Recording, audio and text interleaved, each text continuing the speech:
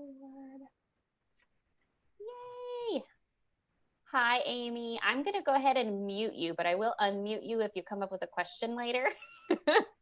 That way we can hear everything that I say and that Dr. Andrea says, but feel free to chat in the chat box or let us know if you have any questions that pop up during our presentation. I'm going to make sure that I can share my screen.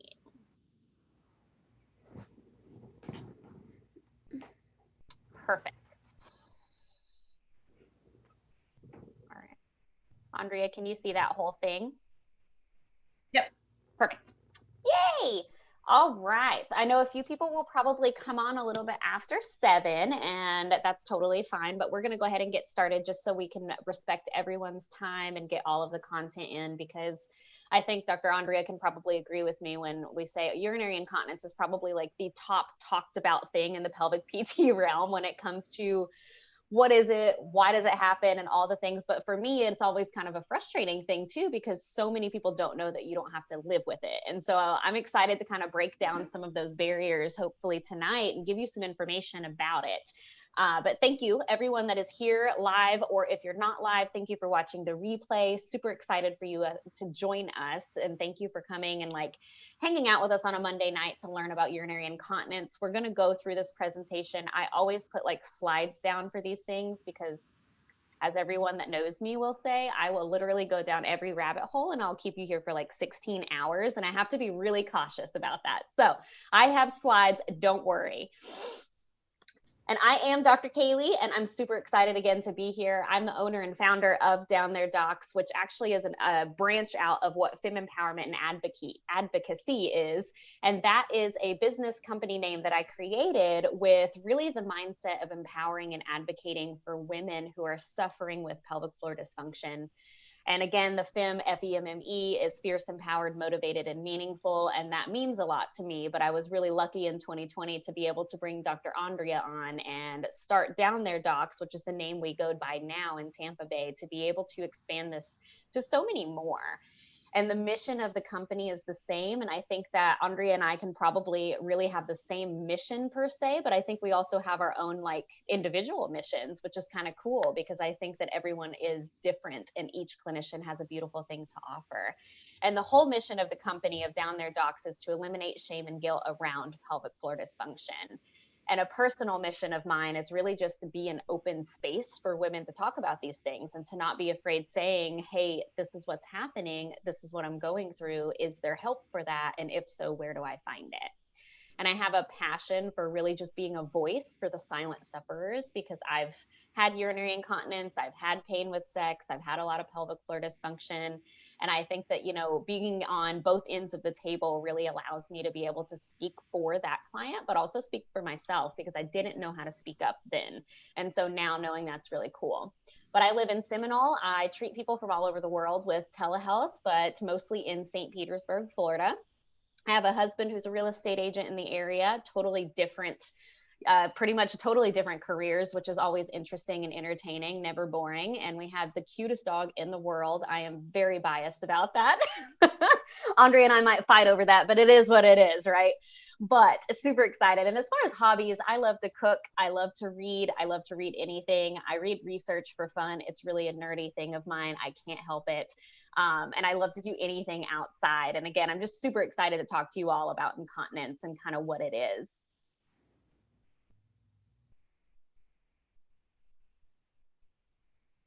Hello, all. That is me right there. May your coffee pelvic floor, intuition, and self-appreciation be strong. That is a motto. I love that t-shirt. So like Dr. Kaylee mentioned, I joined Down There Docs a little over a year ago. And it's been life-changing just for what I've been able to help Dr. Kaylee spread the mission over Tampa Bay, but even outside of that. So in the States, but also outside of the country, which has been phenomenal and amazing to reach so many men and women outside of Tampa Bay and within Tampa Bay. I would say personal story, what really kind of sparked pelvic floor interest in me was when I first had a pelvic floor exam and realized how weak, but also uncoordinated I was. I thought I was very strong. I had done weightlifting my entire life, played all kind of sports. And then to have that lack of not only knowledge, but ability and awareness of that huge part of my body was just overwhelming in a good way. So I knew I wanted to spread that knowledge, spread that ability to incorporate that, integrate that with my clients, orthopedic clients, was what I had to do. So my biggest mission is to make pelvic floor PT standard of care for prenatal, for postpartum, for men, women, literally anyone that pees, poops, and has sex, procreates. We need to make it standardized care because US is lacking, especially in the female women's health realm. So that's a big mission of mine, to make it standard of care, and it's not so hard to talk about. It's not so hard to reach. Passion would be included in that, but integrating the whole body and realizing that it's so much more than your pelvic floor. Yes, we talk a lot about the pelvic floor, but integrating the entire body, head to toe. So we have long-term solutions and solutions for the issues that people come with us for. Family wise, it's me, my significant other, Cody, who's also a great physical therapist, orthopedic PT. We have a dog and a cat. So that's our little family. We're in Clearwater. I treat out of Dunedin and do home visits in the surrounding areas. Hobbies, we're very big into sports. So anything involving sports, we're there for. We watch sports every night. If there's a sporting event on, it's on in the house. Other hobbies, I would say working out is a big hobby. Both me and Cody do enjoy. And then hanging out with friends and family. Yeah. I think it's always cool to say like exercise is a hobby. Obviously, it's what we do for a profession, but it's also something we really enjoy. And I think you said a few things that obviously this is off topic as always. Welcome to my world. But you said a few things that I thought were really powerful. One of which was just like having a pelvic exam yourself and like not even knowing about that area of life, right? Like we live with our vagina, we live with our pelvic floor, and nobody teaches us about those things. And I was never really taught or educated about vulva versus vagina, or like what the anatomy is, or how the reproductive world works, or menstrual cycles, and all of these things. So that's a big reason why both of us are here. And if you follow us on social media, or when you do, I will have the links to that at the end here and also in your email. But when you start to follow us, you're going to really recognize that we have most of the same like missions and passions and like desires to really help you understand that you don't have to live with pelvic floor dysfunction, and really changing that is so fun to do. And we're excited to be a part of that, really. But let me actually get into the stuff you're here for. So, as far as statistics, and please let me know, by the way, if I freeze at all. I know that sometimes happens because, again, with two business owners in the same household, our Wi Fi gets a little iffy. But as far as statistics, when we're talking about urinary incontinence, these are just a few of the numbers that I had pulled from the most recent research that I could find at this point. And they're kind of appalling in a sense of 75 to 80% of incontinence occurs in women, which again, I think about that number, like that's so close to 100%. Like there's so many people that are suffering with this. And I also have to say, I personally believe that more men do struggle with urinary incontinence. They just do not open up and say it because right now, pelvic health is so much around women, it's hard for them to find a space to speak in. So we're trying to break down that barrier as well. And this says 1 in 4 women. I've actually seen a lot of studies that actually say 1 in 3 women. And so I think that it's really important to recognize, like if you're in a room of 4 women, you can almost guarantee that one of you, if it's not you, are suffering with some sort of incontinence. And we're going to talk about all the different types. And this next one is kind of like a one that I really don't like to say, but it is something that is consistent in the research. It says it can increase with age, which of course it can, or occur at any age. And I added that part in there because I think it's important for you to understand that age, and Dr. Andrea is going to break down this myth, age is not the only factor when it comes to urinary incontinence. You can experience it whenever. I just told you I'm 30 years old and I had it for 10 years. I started leaking when I was 15. So it can happen to anyone, and it can happen to any sex, gender, whatever that might be. Stress urinary incontinence is the most common. That is where you're leaking with like coughing, laughing, jumping, exercise, things like that. And again, we're going to talk specifically about those a little bit in the future, but that's the most common type. And then 72% occurs with exercise. And I wanted to dive into that really quick because there's actually a new study out where 82% of CrossFit athletes that are female have reported that they're experiencing leakage with jumping jacks or double unders. And so it's important for us to understand that like, unfortunately, the percentage is not going down yet in the exercise realm. And so I see these numbers and it breaks my heart because, again, I have gotten to the point where I don't suffer with incontinence anymore. And I know it's possible. And I have so many clients that don't. But we also just want to kind of bring it to your attention that it isn't something that you have to suffer alone with. There are so many people that deal with it. All right, so some common myths. So Dr. Kaylee did touch upon some of these. Let me see if I can move this. There we go. So what happens to everyone with age? Not necessarily true. Yes, as we get older, there are certain changes that make us more prone or vulnerable to having urinary incontinence, but I know a ton of men and women that don't suffer with it. So if you think with age, there's higher prevalence of being obese and you're not as active potentially. With women, we have menopause, men, potentially prostate issues, hypertension. So, it really comes down to how well you can take care of your body and how well you have that awareness of your body. How well did you take care of it in your 20s and 30s? Or, did you have this at an early age, which we can talk about as we break down the different incontinence, because a lot of it really stems in childhoods, which I find personally with a lot of my clients. So breaking that myth, it doesn't happen to everyone with age. Same thing, it only affects older people. Not true. There's pediatric pelvic floor PTs because kids suffer from it. So bedwetting, that is a form of urinary incontinence, and it goes sometimes throughout teens and then all the way up to 90 and 100 years old. Another common myth is because your bladder is too small. I can't tell you how many times that I have heard this nonsense.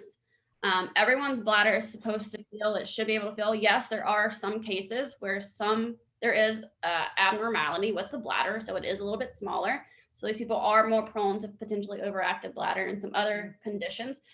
But don't give me that. I doubt it's happening to you. It's very, very, very, very, very rare. And then some other ones, drink less water to stop leaking. That is so very common and so very wrong. It actually does the complete opposite. So we want to hydrate and reduce the bladder irritation. We'll get into that and steps that you can start taking now to start reducing that incontinence if you are dealing with it. Another common myth, it's permanent.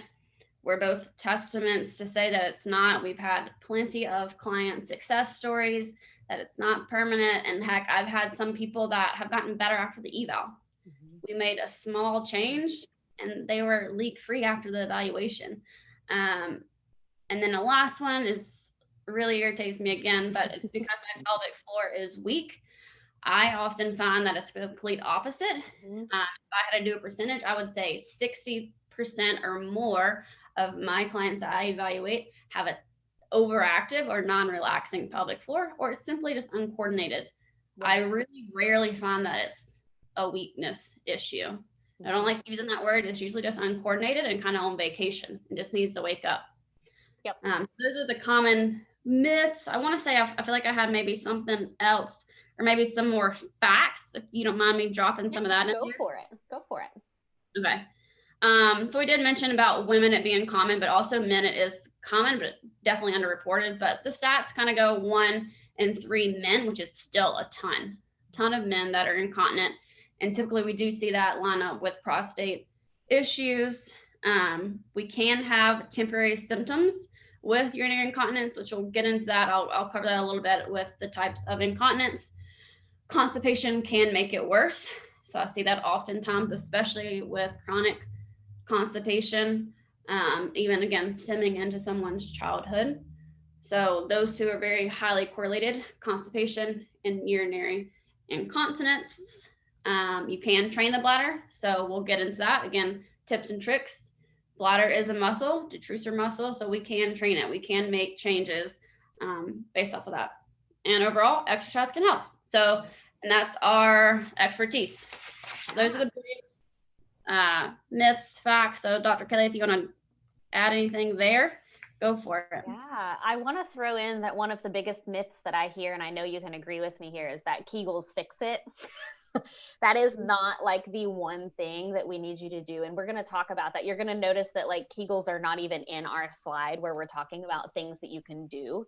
And it's not that they're not important. There is a time and place to learn how to do a Kegel and do things like that, but they are not what typically, and I'll say typically, improve your incontinence, because it's almost always so much bigger than that. There are so many other things. And we're going to talk about like what a session would look like.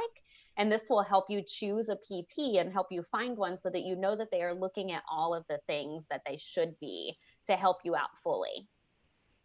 So let's get into what is incontinence and the different types. I'm going to cover the first three, and then I will let Dr. Andrea cover the last three. And I'm super excited to kind of talk about these because I think first and foremost, like incontinence is the leakage of urine. You can actually have fecal incontinence as well, which is where you lose stool. We will probably do a webinar on stool, things like that in the future, because I think that that's a really important topic that also is stigmatized in a sense where people are afraid to talk about it. But incontinence is the sense of like you literally cannot control the leakage of the urine coming out of your pelvic floor or into your underwear, whatever that might be. And there's different types of that. And a pelvic floor PT is able to really help you determine which type you have, because there are differences in the treatment approach that we will take. So when you have stress urinary incontinence, which is the first one I have listed here, what that means is you can kind of think about like adding stress to the pelvic floor in a sense, right? Anytime you're laughing, coughing, jumping, sneezing, I see it a lot with jumping jacks, double unders, running, things like that, jumping on the trampoline as well, that counts. Those are stress urinary incontinence like symptoms, right? Because we want to, like, that's something that's adding pressure to the pelvic floor and it's pushing the urine out of your control. You're not necessarily in a situation where you feel like you have to pee. It just happens when you're doing that activity. And then we move over into urge urinary incontinence. And urge urinary incontinence is where you get the sensation to pee. Like you're like, I have to pee, but that becomes such an intense urge. You can't hold it. Like you can't even get to the restroom. This happened to me several times, and I always had to figure out what my bladder trigger was. And we're going to talk a little bit about triggers, but I had urge urinary incontinence every time I would put my key into my door when I was in PT school. I would put my key in my door and I would literally pee myself because I had to pee so bad. And it just hit me every time I put my key into the door. And so again, treatment approach there, if we're leaking with stress urinary incontinence, with jumping jacks, we're going to figure out what is causing that. That's the most important thing. Is it overactivity, like Dr. Andrea has said? Is it weakness? Is it neurological? What's going on there? And urge urinary incontinence, we have to figure out kind of the trigger. And I find that a lot of times learning what those triggers, those irritants are super effective in helping us kind of move forward to that progressive situation where we're out of having symptoms. And then you can have mixed urinary incontinence, which is pretty common, actually. I know that the stats say that stress urinary incontinence is the most common. I sometimes challenge that because I honestly think that mixed urinary incontinence is more common than people admit. I think that the people, like most people don't understand, and we don't have the education out there, quite honestly, but like what the difference is between stress and urge urinary incontinence. And with all the types of incontinence that we're going to be talking about today, the goal of pelvic PT and like finding a clinician to help you is figuring out why it's happening. And when you figure out like what type it is and why it's happening, it's so much easier for us to tailor that treatment approach for you. Perfect. Those were great explanations. I will say the urge incontinence is something that I still struggle with. And thankfully, it's not to the point of actual leakage, but it's to the point where I know my triggers and I get so ticked when it still happens. Like, you know better. Yes. Mine is red wine. Every time I have red wine, I'm like, oh, gotta go. Coffee, if I don't make my coffee sandwich in the morning. Yep. Any type of alcohol, it doesn't matter. I wish it was just one, but any type. Had on mobile visits, so going in between homes, again, if I haven't had my coffee sandwich or I've had water, coffee, and then water, if I'm getting into my car, like packing all my stuff, I'm like, oh my God, I gotta go. I'm like, I'm not gonna make it to my next client's house. And once I get distracted, which I do my techniques, I do my breathing techniques, it's gone. I'm like, I'm going sometimes 30, 40 minutes. It's just like, that's my trigger and I know it, along with my bladder irritant. So that was great that you brought that up because again, even though we know what it is, we know how to treat it, we still live with some of these symptoms. But again, we're aware and we know how to treat that. Moving on to the other 3 types of urinary incontinence. So overflow. So I do see this also quite frequently too. So in essence, we get some incomplete emptying of the bladder. Urine stays in, and then we get sort of overflow. So bladder is too full and we get leakage there. So I feel like in not personal for me, but clients, they're like, I just don't even know when it's happening. And so I see a lot of times with those people, they have either the hypertonicity, so they're too tight in the pelvic floor, they can't relax, or they're super uncoordinated. So the bladder, pelvic floor muscles are just not on the same page there. And then functional is a very interesting one. We might see this potentially with our grandparents or maybe an assisted living facility. So it's not really physical due to like the bladder or pelvic floor per se, or not the number one cause, but say for example, they're in a wheelchair and they can't get to the bathroom because they're in a wheelchair or they're in crutches, whatever it is, they have an assistive device, or they have like arthritic hands and they can't unbuckle their pants. It makes it very difficult to go to the bathroom with that. Let's see if like I had something else. I like Alzheimer's too. So they don't even realize that they have to go. So that's when we have to get them on some sort of program and time schedule more than likely. But I don't really see this much often. So I think this is going to be more again like in assisted living facilities, nursing homes, skilled nursing, memory loss care. But it's still important for them to have some sort of pelvic floor rehab. And then reflex, I have seen this. I don't see it as common, but the bladder fills with urine and involuntary reflex causes a contraction. So essentially you're leaking, have an urge without warning. So I've seen it in stroke patients, spinal cord injuries, any sort of like traumatic injury to the brain, multiple sclerosis. I think you've worked with a few of MS clients where this is pretty common and pretty devastating too. But I've had great success with, I remember one of my first stroke patients, it's been years ago, and hers was very strange where she was only leaking on one side of her pad because it only affected due to the stroke. And so most would be like, oh, she's totally gone. You can't help that. We got her completely leak free. Like all she needed was just, again, waking up those pelvic floor muscles, getting her on a little bit of more of a schedule and exercising, and she was good. Yeah, I think I also agree. Like with the functional, I don't see a whole lot of that. I have seen a lot, and I haven't seen this in the research yet, being considered a type of incontinence though. They call it like environmental or situational incontinence. I don't know if you've seen that, Dr. Andrea, but like certain situations like anxiety and stress type things, right? Like when you're about to present before someone, because I always have to pee before I present to anyone. Like it's just like, for some reason I have to pee. Obviously it's like the sympathetic, parasympathetic, but it's all of the things like that go into that. And I haven't seen the environmental one yet. For me, that always, I pee more when I'm cold. So again, like thinking about like the environment that you're in, that can affect your bladder health. And these are questions, by the way, that your pelvic PT hopefully is asking you, or your pelvic floor therapist is asking you, so that we can really, again, get to that cause. Because if we don't know the cause, we can't really treat it. And I'm a big believer in that. And I love that Dr. Andrea has already mentioned that we treat the whole body, and your pelvic floor therapist should treat your whole body. We really need to be looking from head to toe to figure all of this out, because all of these types, like she just said, reflex, when I treat clients that have multiple sclerosis, I treat several of them.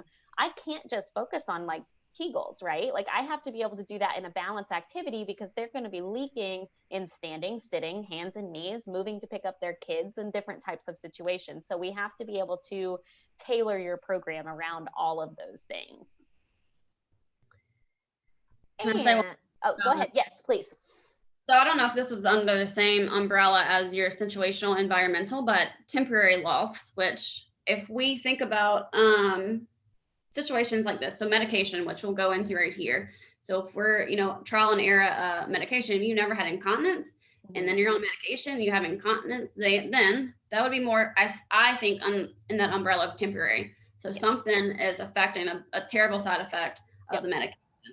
Yeah. Also illness. So I have a lot of new moms that haven't even told anyone that they're sick, and they're, experiencing morning sickness. Again, they've never had incontinence, but the constant vomiting, putting so much Mm-hmm. pressure down. Also an illness. So you had a flu for a week, or you had COVID, whatever it is. Mm-hmm. Um, constant coughing in that 1 week span can put a lot of pressure to the pelvic floor.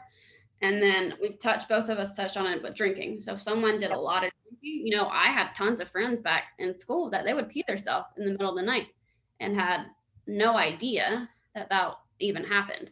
Mm-hmm. Uh, I think those are always good to mention too, the temporary losses of Yeah. urine as well. Yeah, and I think it's important. And you can see it on my list here of causes. I was going to bring that up in a sense of like pregnancy. Technically, I don't like saying that it's a cause of incontinence, but it can be a cause of temporary issue, right? And so thinking about that because of the changes your body is going through. And so again, that's what the beauty of seeing a pelvic floor therapist is.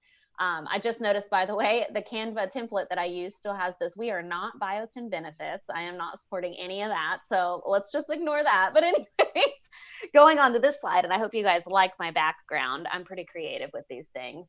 Let me just say first, soapbox, that the urinary incontinence industry is like a multi-billion-dollar industry, and it disgusts me because you will see, and I know all of you moms can see it. I know that anyone that is a woman sees it. There are so many products out there to help you stop leaking. But again, we're here to say that you don't have to invest in those. You can invest in your own health and really decide to take charge to prevent these things. So back off the soapbox. When we're talking about causes, we've already talked to you about the different types, which technically we had 6, but there's really like 7 or 8 different types of incontinence. But when we're thinking about the causes of that, and this is a very limited list, by the way. I put weakness on the top because we've already discussed, that is very rare. I don't see weakness of pelvic floor being the cause of incontinence very frequently at all. I usually see it just like Dr. Andrea has already talked about. It's overactivity of the pelvic floor. If you see PF in this presentation, it means pelvic floor. What that means is pelvic floor muscles are overactive. Like they're turned on, they are either like tightened, they're doing all their work, and they don't know how to relax. And that leads us down, if you look at the bottom of the list there, at poor coordination. Dr. Andre has already touched on this. I would say overactivity and poor coordination are the most common ones that I see causing issues with incontinence. And that is, again, overactivity is where you can't turn your pelvic floor muscles off. You're not sure how to do that. How do I relax? How do I down train? How do I lengthen? How do I let go? Whereas poor coordination is, I don't know when to contract. I don't feel a contraction. I'm not able to control contract versus relax with an exercise. I can't feel my breath down there, like different things like that we're looking at when it comes to coordination. Again, I added pregnancy in there, but again, I really don't like that that's listed in the research because I find that that's almost always a very easy thing to kind of rid of for our clients during pregnancy when they're experiencing incontinence, because it's more of a temporary, depending on where baby is situation. And so that can be a thing. Medications, I always bring this one up. It's very important. And I'm not going to go into the medications that can contribute to this right now. It's very important that we advocate for ourselves and like look at the side effects of our medications and know what they can be doing as far as like side effects or long-term effects to our health and bowel bladder and all of that included, because as Andrea has already mentioned, constipation can contribute to a lot of the incontinence. And I'm a big believer, if you have constipation and incontinence, I will treat constipation first, because if we get rid of all of that pressure that's in your stomach and in your core and get you able to kind of let go and get the stool out, you're going to have more success with being able to help the incontinence too. A lot of times clients have one or more different things going on when they come in and see us, and we're able to kind of take care of them all because we do such an like overall approach, which is really cool. And also on the side note, if you have questions about specific medications, feel free to shoot us an email or give us some information about it. We're happy to share resources with you. And then prolapse, pelvic organ prolapse. I'm not going to dive too much into this one. Again, that's kind of one of those things that doesn't always cause incontinence. It can be a contributor, but again, it's going to be one thing that we're going to treat kind of all the things together and go off of that. Now, pelvic organ prolapse, if it's going to contribute to incontinence and things like that, it's going to depend on what stage or grade you have. Is it a bladder prolapse, a urethral prolapse? Is it a bowel prolapse? Is it a rectal prolapse? Like all the different things that go into that. We are going to be doing a webinar on prolapse specifically. So don't worry about that. Make sure that you like keep up with all of our posting and everything, because we will have that. And then neurological, we've mentioned multiple sclerosis is a really big one. Spinal cord injury is another one that we see. There are certain things, and for some reason I'm like blanking on them right now, but there are certain situations where your body does not signal correctly. So there's things like Guillain-Barré, where it's like a temporary issue, and things like multiple sclerosis, for instance, bringing that back up. Your body doesn't know because it has like a neurological disease in it. Something's going on. It's changing the structure. It's changing the way that your body sends nerve signals, because your bladder gets signals from your spinal cord, which gets signals from your brain. And if there's anything going on that's messing with that signal, your bladder will either prematurely think it has to pee, which causes a lot of leakage and issue, or it may not be able to pee at all, meaning it's going to retain the liquid. And so we've got to know if there's a neurological issue going on as well. Those are going to be tested by a PT in a realm of checking your reflexes. We're going to ask you a lot of symptom questions. We're going to clear a lot and all the things. But again, that's stuff that we dive into.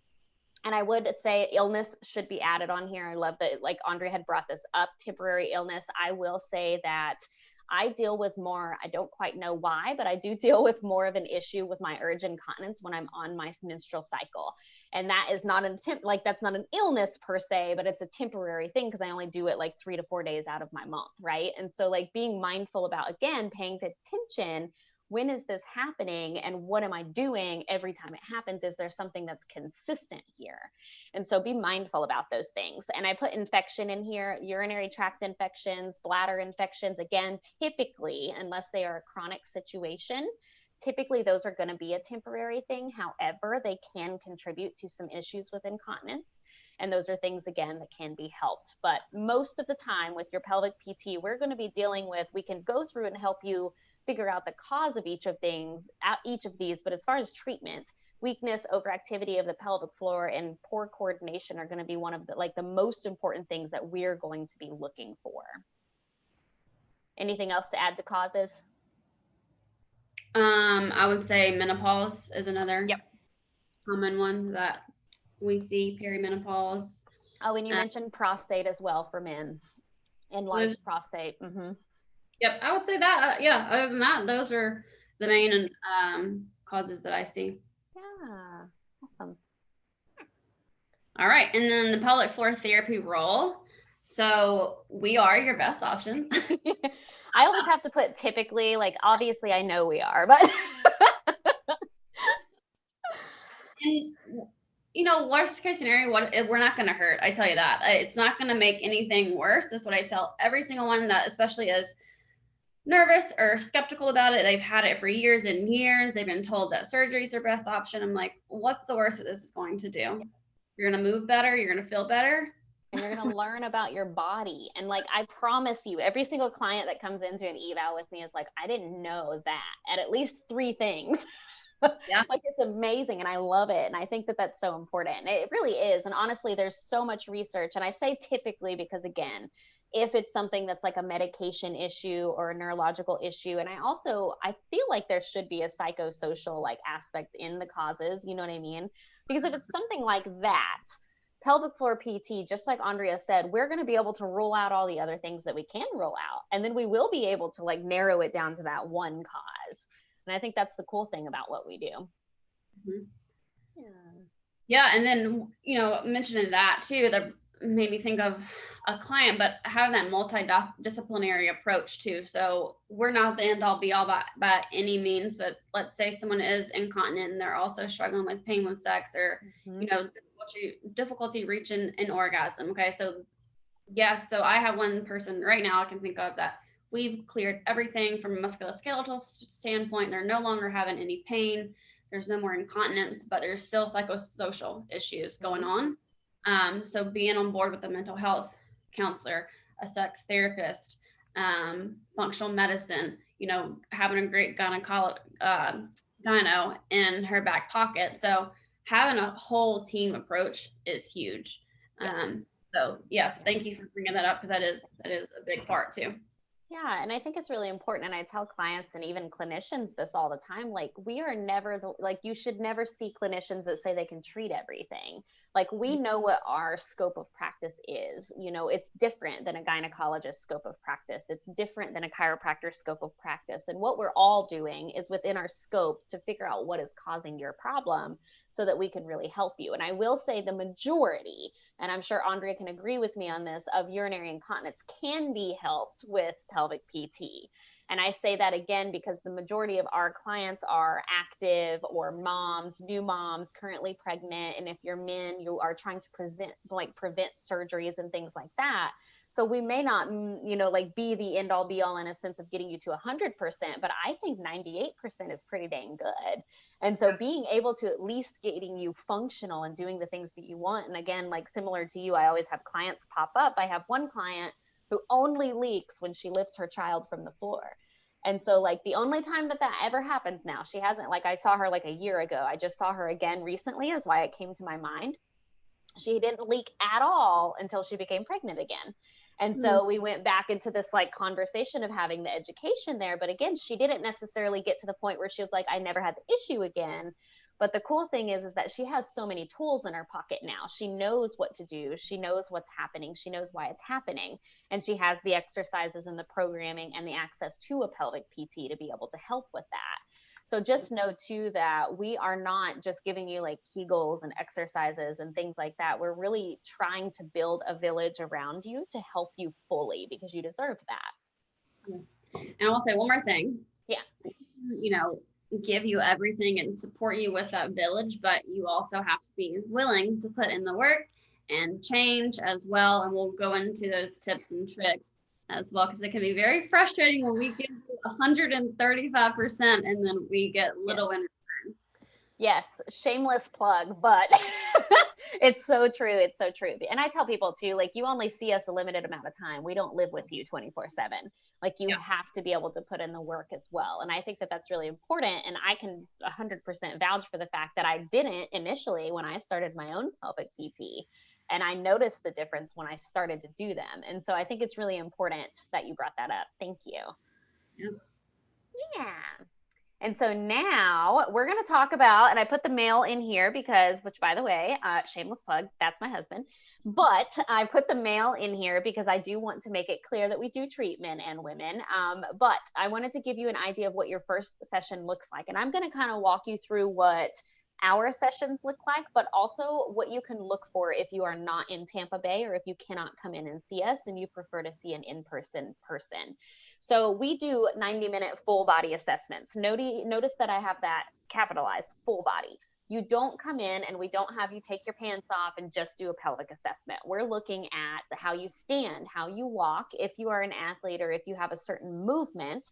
For instance, if you only leak with jumping jacks, I have you do jumping jacks. I want to see how many do you get to before you get that sensation. What is your form like? Do you have forward head rounding shoulders? Are you in the poor form like posture? Are you bouncing from your heels? Are you all the way on your toes? Like, what does it look like when you're moving your hips and your legs? We're looking at the movements. We're looking at core strength, how you're breathing and how that all connects. We do a really, really extensive core assessment and breath assessment and functional movement assessment. And the shortest part, I always love, Dr. Andrea brought this up on our very first webinar, Meet the Doc. She was like, the pelvic floor assessment is the shortest part. And I love that she brought that up because it's so true. Because honestly, we're not inside the vagina doing an internal assessment for more than typically 15 minutes. Like, that's usually the maximum amount of time that I will be there for an assessment, because we're using that part as a confirmation of what we've already seen and what we already know. And so I think that that's really cool. Typically, and depending on what's going on, we will try to treat on that first day. And we always set a plan of care with you. And what I mean by with you and why that's capitalized is I want to know how you feel about everything that I found. I want to know how you feel about the diagnosis and about the prognosis and about the plan of care. Like, hey, this is what we're going to do each session. This is what it's going to take to get you from point A to point B. How does that make you feel? I can help you get there. I want to make sure that that's comfortable with you. And how can we set this into your budget and also your schedule? So those conversations happen on that first session. And so again, taking that out of the mix, obviously that sounds wonderful, right? But what if you're somewhere else in the world or somewhere else in the country? When you look for a PT, I always tell people, your first session obviously is like almost always the yes or no factor. Like you'll go in and you'll know, if you vibe with them, you'll know if you're comfortable, you'll know if they're assessing all the things. I always tell clients though, reach out to them first. Ask for a phone conversation with the PT that will be evaluating you. If they say that that can't happen, I wouldn't go there at all. But if they say that it will happen, then go ahead and hop on the phone with them and ask them, like, what does your first session look like? What does it look like? What are you looking for? And then what do the treatment sessions look like, which Dr. Andrea is going to like touch on here in just a moment. What does it look like after I see you once? What will I be doing at home? Do you give me things at home? Because for us, we give you an email after your first session. We write out everything that we found, all of your homework, all the things we want you to do, and you have access to ask questions.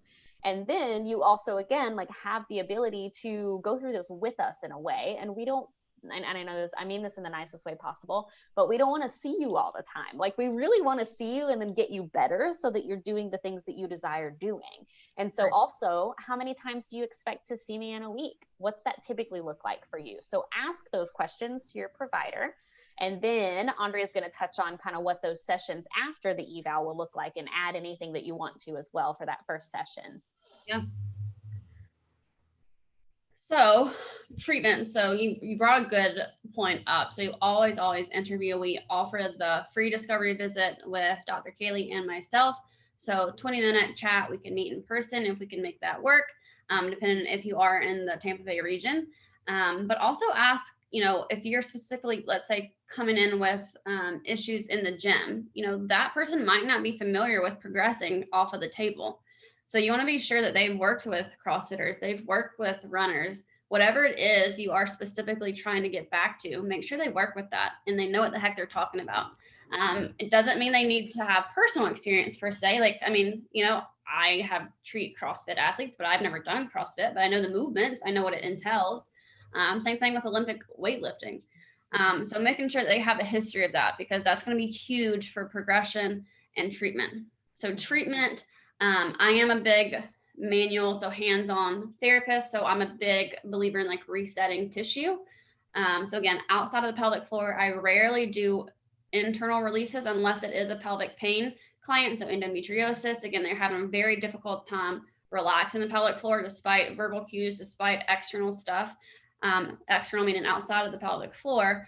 I might have to release something internally, but for the most part, it's releasing. So there's a huge connection in the neck. So releasing these muscles in the front, going all the way down to doing abdominal releases, visceral work. So working with organs and guts and mobility around the reproductive area. So resetting kind of whatever we found to be an issue on the evaluation day. So I'm a big cupper. We have the massage gun, active release techniques, whatever that is. And then going from there, let's say your problem is you're having difficulty, you're having pain with the squat or leaking with the squat. I like to break down the squat movement patterns. So why are you having difficulty with that? So then we could potentially go into mobility or movement patterns, stretching, so you can get into a squat without dysfunction. And then corrective movements. So again, what sort of movements, let's say you're not demonstrating good pressure management with let's say toes to bar exercise. So like a reverse crunch.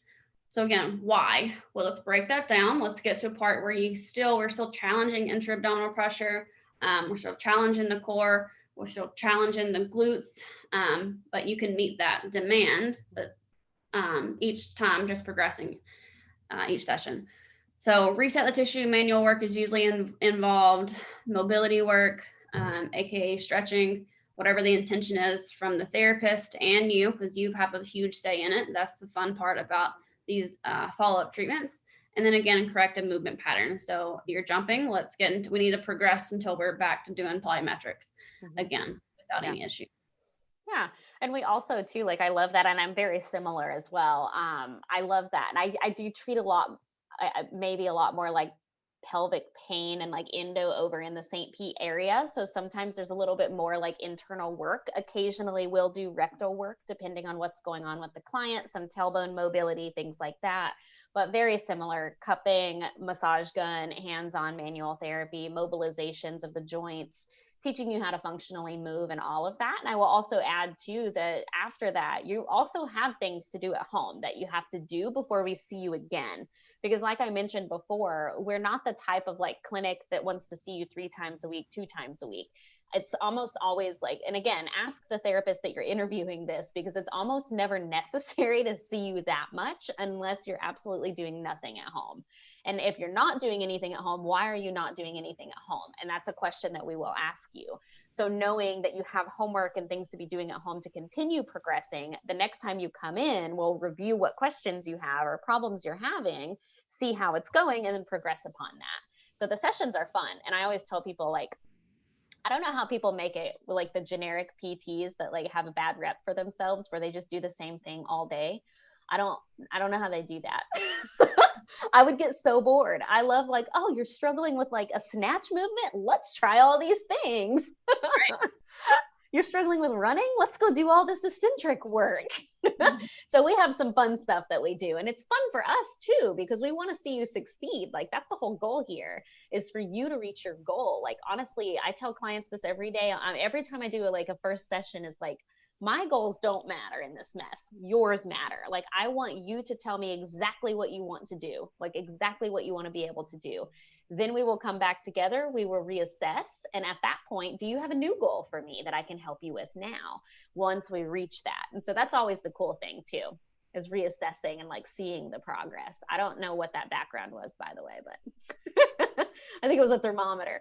But yeah, so we'll kind of split these, I think, right, Dr. Andrea? That'll be kind of a good way to do this. Yep. Which one do you want to start with?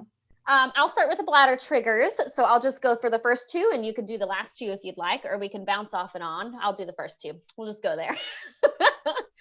All right. So bladder triggers and irritants. We've actually already talked about this a little bit. I put a very simple list here, and I want to say too that everybody's bladder triggers and irritants may be different. Again, mine was putting a key in the door. That's something that I had to recognize, and I had to, and Dr. Andrea mentioned this already, I had to learn what I needed to do within that moment when I felt that urge to go to the bathroom.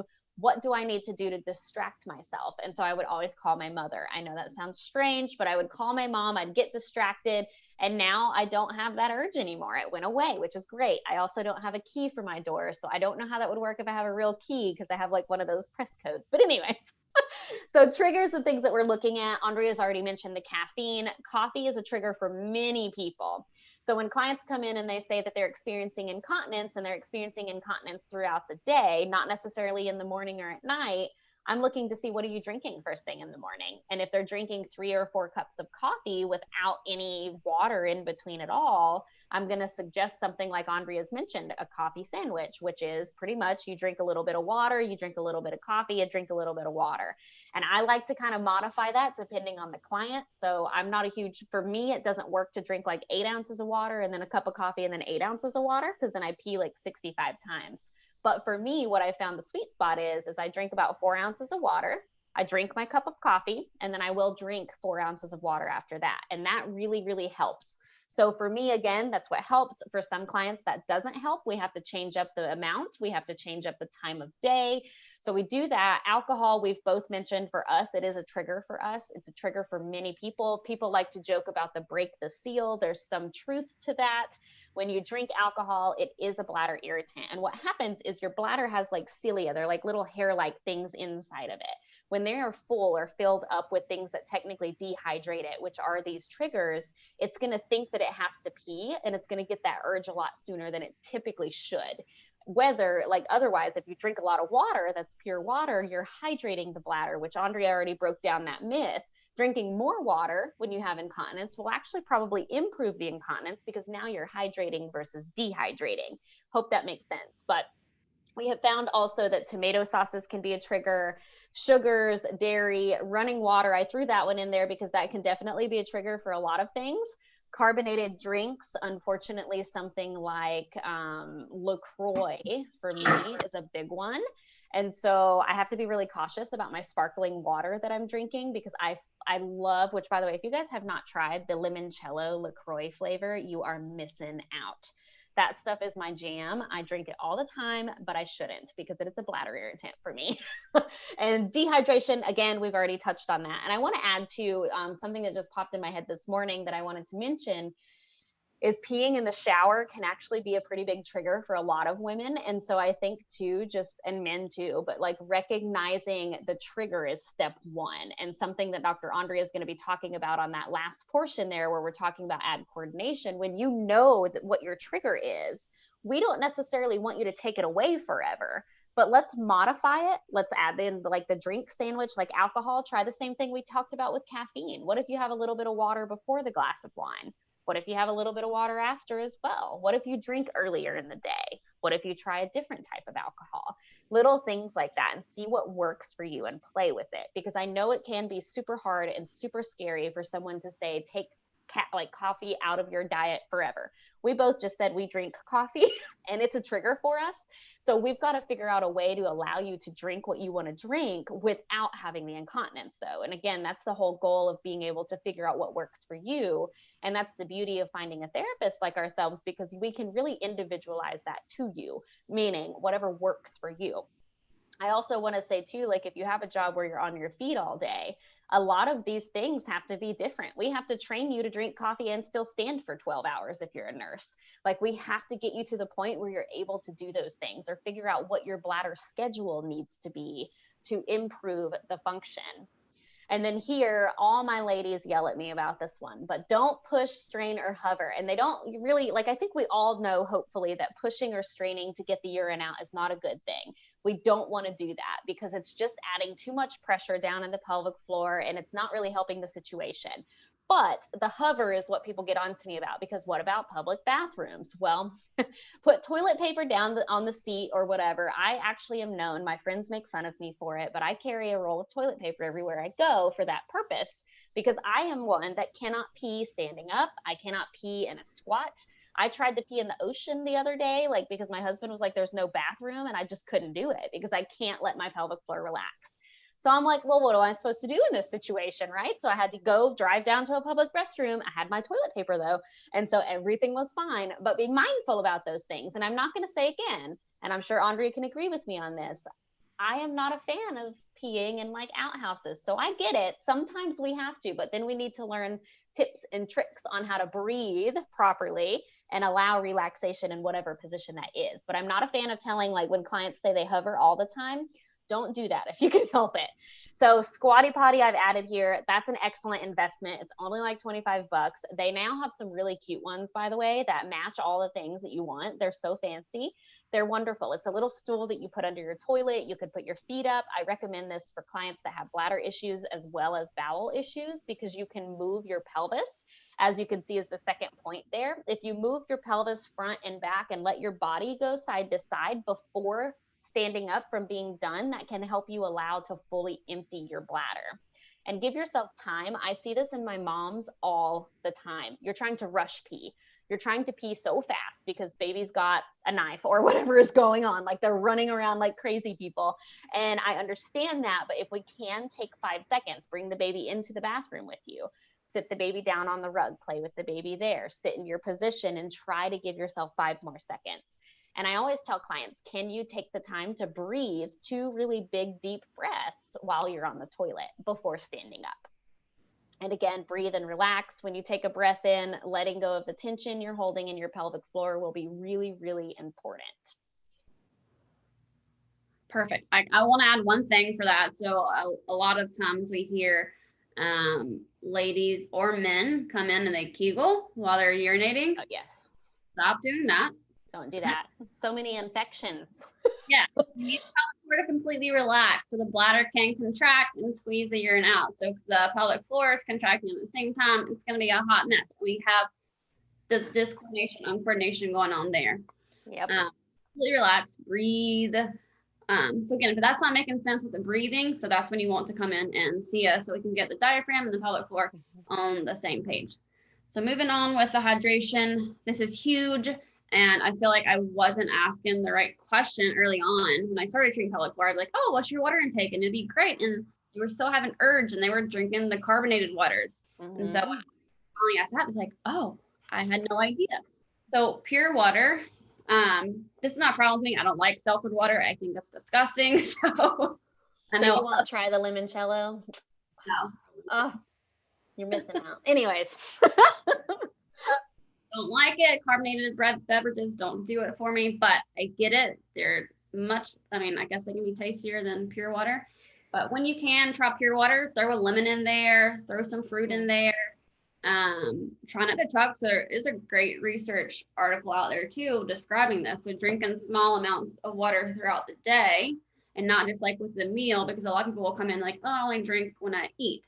Or I get too full and I don't drink at all. I'm like, well, that is really or the common one that I'm seeing right now is like, oh, I get home and I realize I haven't had any water all day, so I drink like 3 bottles. And I'm like, well, of course we're going to get up and pee 5 times at night. Like, we're letting it all sit there. So little amounts throughout the day is really helpful. That helps me a lot. Yeah, I totally used to do that when I was working in the freaking mill and insurance. I would, and so I had to personally set an alarm. So I had one to my Apple Watch. It just told me, all right, drink. And so I'd do a sip.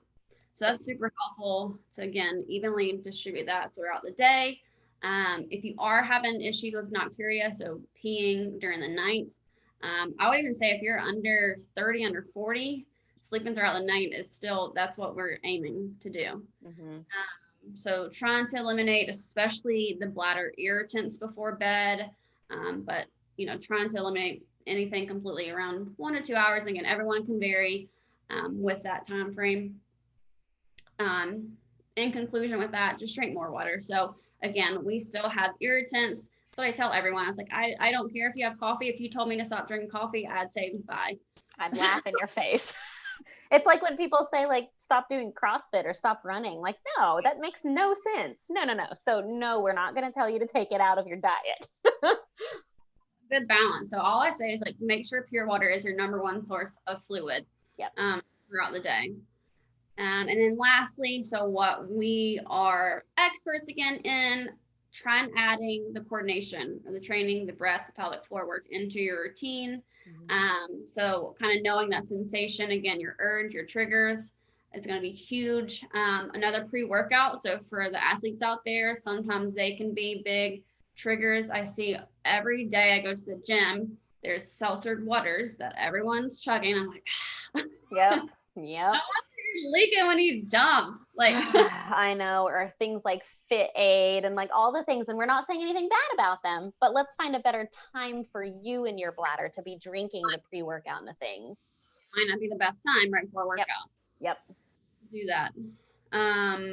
Pressure management in your core. So again, can you exhale when you do exertional activities?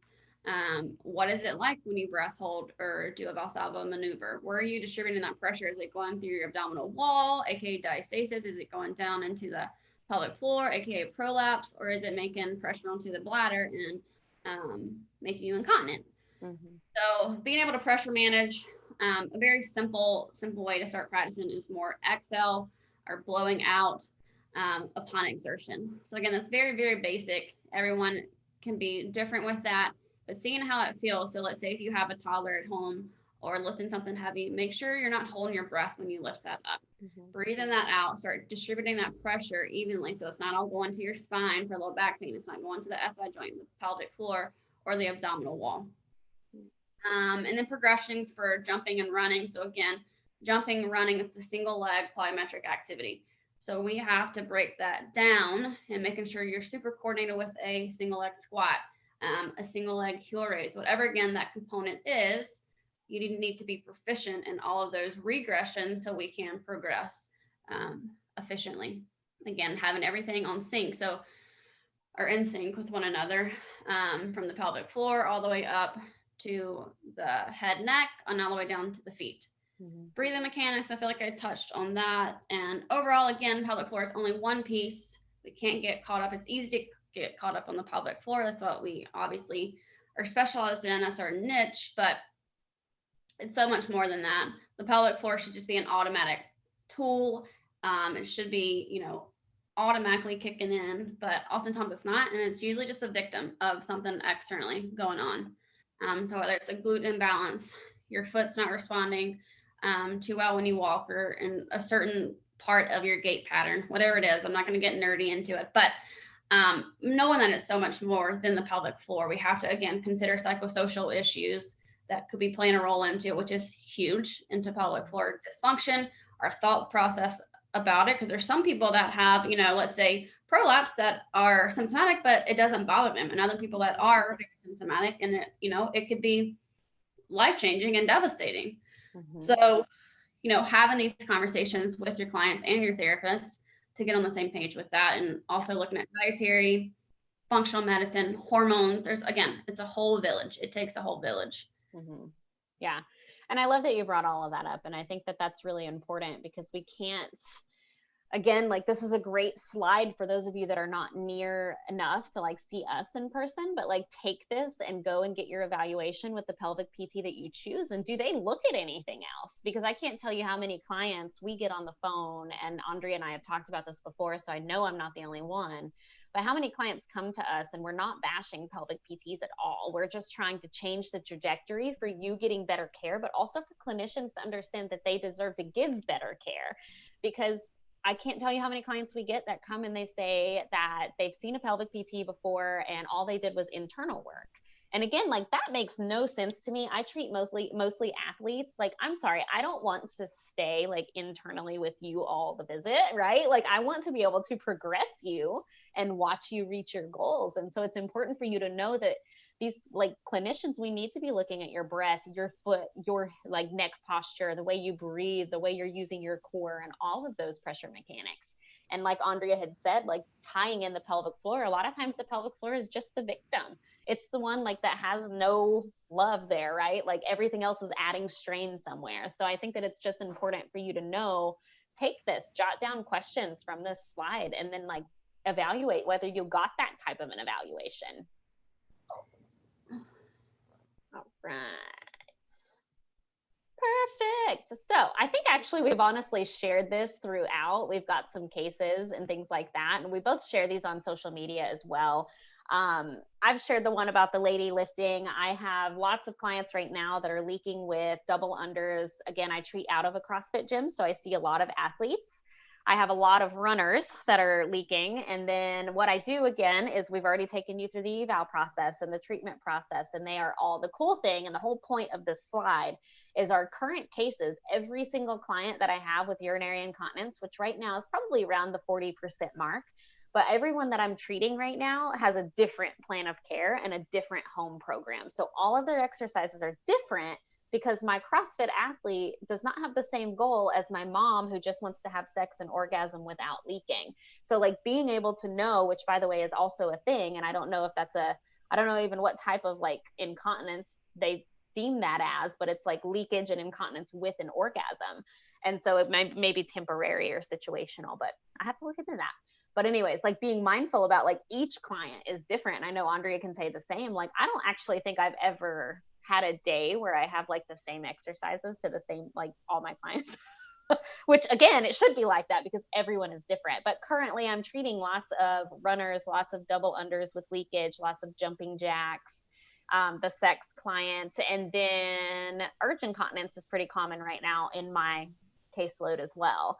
And so taking them, figuring out the cause, the majority, like I said before, is coordination and overactivity of the pelvic floor, and really teaching them how to relax the pelvic floor and then utilize their breath and their pressure management, which again is like, where are you pushing? Where are you putting pressure?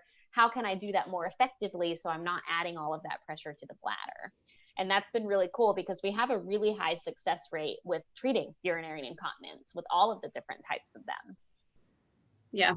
I would just add, I mean, I have all of the above as well. So it's super common for ladies and men to come in with incontinence.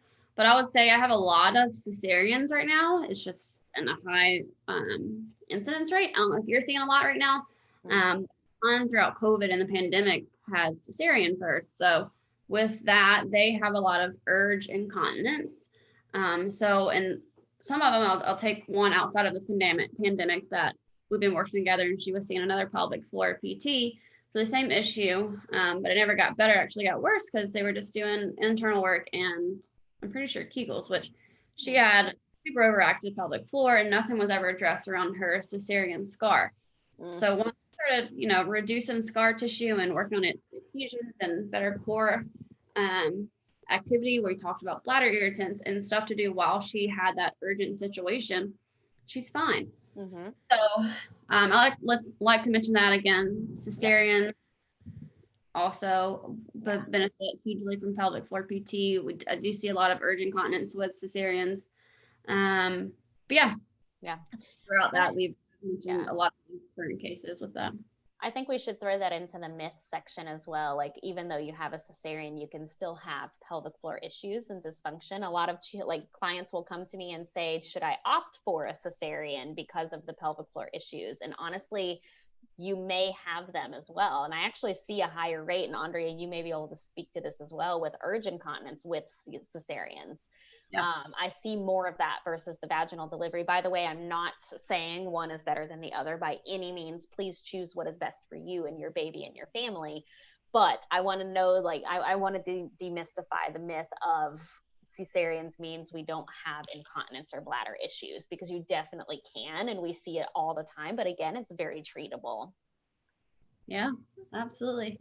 I'm looking. This is so silly, but I'm looking at this page, and this is a picture of myself, and I'm just like breaking down movements that I need to improve on myself. I always do that. I see like videos and stuff. Anyways, I'm gonna get you off that slide. And I'm about to go ahead. We all have issues that we are constantly working on. Like, healing, it's not linear. But absolutely. You go up and down, and like you mentioned with cycles, my cycle 2 used to be a pain in the butt for me, literally back. But learning that, finding that out is huge. It has been huge for myself.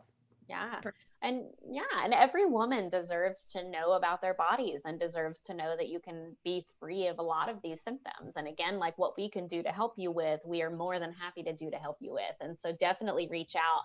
I have this here. If you have questions, I will check the chat section. We've answered the questions throughout this already that were asked to me on Instagram, mostly about the aging and things like that. And so being able to answer those questions, that is in the earlier part of this. But if you have questions that were not answered, I'm going to go ahead and go to this last slide here, where you can send us an email. I don't have my email on there, but you can go to femempowered.org, click on the contact form, and just type in whatever question you have. It will ask you questions like your phone number and all of that. And one of us will give you a call and talk to you about your questions. If you're interested in pelvic PT, again, we do that free discovery call. We're more than happy to hop on a phone call or meet you at a coffee shop for 20 minutes or so to kind of have a conversation about how we might be able to help.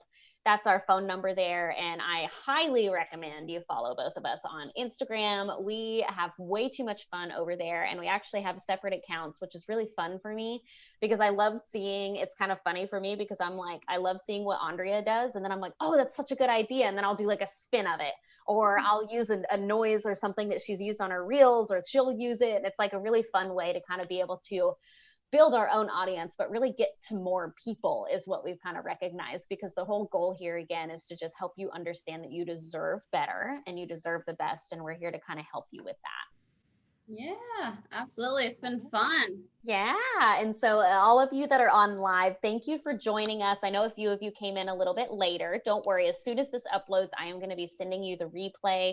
If there are any issues with anything, if you have questions that are outside of what we've discussed, reach out to either of us on Instagram, find us on the website. You can call us, whatever you want to do, and we'll kind of go from there. But thank you so much for joining us. We're super, super excited. We are planning on doing one a month. So once we kind of come together, we're going to figure out what that next topic is. We are also playing with, just to be like totally transparent, we're playing with the idea of doing it on Facebook, Zoom, and figuring out which one is best. So I'm also open to feedback from any of you that are here. Let me know which one you prefer. What's the easiest option? What do you like better? We were doing it on Zoom because I was hoping it would make you feel more comfortable with conversations, but we also recognize Facebook is an easier option because you don't have to go through a link. So if you have questions, recommendations, or anything like that, let us know. We want to keep doing these. There are so many topics that we want to break down and talk about, and we're excited to kind of come on again next month. So thank you, and we will see you all soon. Have a good night. Bye, everyone.